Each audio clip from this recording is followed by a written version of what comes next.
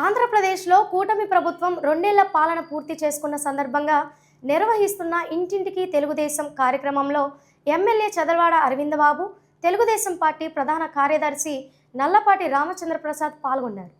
ఈ కార్యక్రమంలో చురుగ్గా పాల్గొంటూ ప్రజల సమస్యలను అడిగి తెలుసుకుంటున్నారు. అదేవిధంగా సంక్షేమ పథకాలు, అభివృద్ధిపై ప్రజల అభిప్రాయాలను తెలుసుకుంటూ వారి సమస్యలపై ప్రత్యేక దృష్టి సారిస్తున్నారు.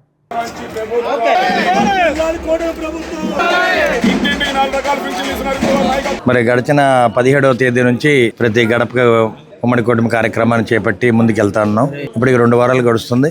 ప్రతి గడపకి వెళ్ళినప్పుడు మనం ఏదైతే గడిచిన 5 ఏళ్లలో ఇచ్చిన హామీలు నెరవేర్చుకుంటూ హామీలు ప్రజలకు తెలియజేస్తూ ఎక్కడన్నా ఇబ్బందులు జరిగితే కనుక తల్లికి వందనంలో కానీ అన్నదాత సుఖీభావాలో కానీ వాటిని మరి వాళ్ళకి న్యాయం చేయడానికి ప్రభుత్వం సిద్ధంగా ఉంది, నాయకులు సిద్ధంగా ఉన్నారు. ఉమ్మడి కుటుంబం తరఫున టీడీపీ, జనసేన, బీజేపీ ఆధ్వర్యంలో ఈ కార్యక్రమాలు చేస్తూ ఉన్నాము.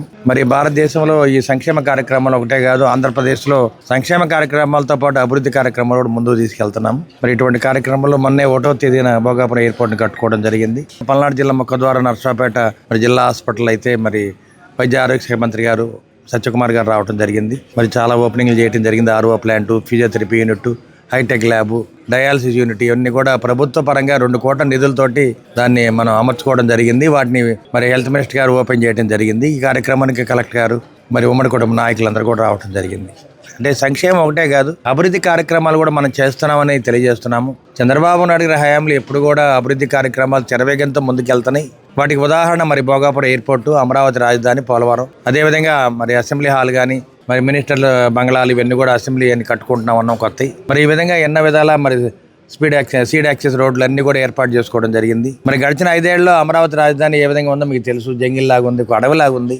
వాళ్ళ చూస్తే మరి అమరావతి రాజధాని నిజంగా భూతల స్వర్గంలాగా ఉంది. కాబట్టి ప్రతిపక్షాలు ఎన్ని వ్యాఖ్యలు చేసినా కానీ, జగన్మోహన్ రెడ్డి గారు కానీ, మాజీ ఎమ్మెల్యే వాళ్ళ నాయకులు ఎన్ని వ్యాఖ్యలు చేసినా కానీ ప్రజలు నమ్మరు. ఎందుకంటే మిమ్మల్ని నమ్మటం అనేది ఎప్పుడో మానేశారు. 5 ఏళ్ల క్రితమే మానేయడం జరిగింది. మరి ప్రతి నియోజకవర్గం, ప్రతి టౌన్లో కూడా మరి ఇంటింటికి మన తెలుగుదేశం పార్టీ చేసిన 2 సంవత్సరాల విజయాలన్నింటి కూడా వాళ్ళకి చెప్పమన్నారు. దాంట్లో భాగంగా ఎందుకంటే వారు ముఖ్యమంత్రి గారు నారా చంద్రబాబు నాయుడు గారు కానీ, ఉప ముఖ్యమంత్రి పవన్ కళ్యాణ్ గారు, అట్లాగే లోకేష్ గారు మరి ఎన్నికల వాగ్దానాలు ఇప్పుడు ఇచ్చినవి అన్నీ కూడా పెన్షను 4,000ని మరి 6,000, 10,000, 15,000 చేయటం, అట్లాగే ప్రతి ఇంటికి 3 గ్యాస్ సిలిండర్లు, అట్లాగే ప్రతి మహిళలు కూడా ఫ్రీ బస్సు, ఆంధ్రాలో ఎక్కడికి పోయినా కూడా ఫ్రీగా బస్సు సౌకర్యం, మరి అట్లాగే అన్నదాత సుఖీభావలో రైతులకి 20,000 ఇవ్వటం, మరి ఇదే కాకుండా అన్నా క్యాంటీన్లు సుమారు 270 అన్నా క్యాంటీన్లు, మళ్ళీ మన ముఖ్యమంత్రి గారు నారా చంద్రబాబు 5 లక్షల ఇల్లు పేదలకు ఇవ్వడానికి రెడీ చేశారు. ఇంకో 5 లక్షలు కూడా ప్లాన్ చేస్తున్నారు. ఇలాంటి ఎన్నో మరి అట్లాగే ముత్యకారులకి వాళ్ళకి 25,000, మొన్ననే చేనేత మరి కార్మికులందరూ కూడా 25,000 చొప్పున ప్రతి నెల ఆటో వాళ్ళకి అన్నిటి కూడా మరి ఫ్రీ సౌకర్యాలు, సదుపాయాలు ఇస్తున్నారు. కూటమి ప్రభుత్వం తప్పకుండా వస్తుంది. 34 కూడా వస్తుంది. ఇవాళ మరి చూస్తున్నాం, డిఎస్సికి, టీచర్స్ ఉద్యోగాలకి లెక్క ప్రకారం అన్నీ ఉన్నాయి. చర్చకి రమ్మంటే రారు, ఊరినే గొడవ చేయటం. మరి ఇవాళ ఉపాధ్యాయులే వ్యతిరేకంగా తిరుగుతున్నారు.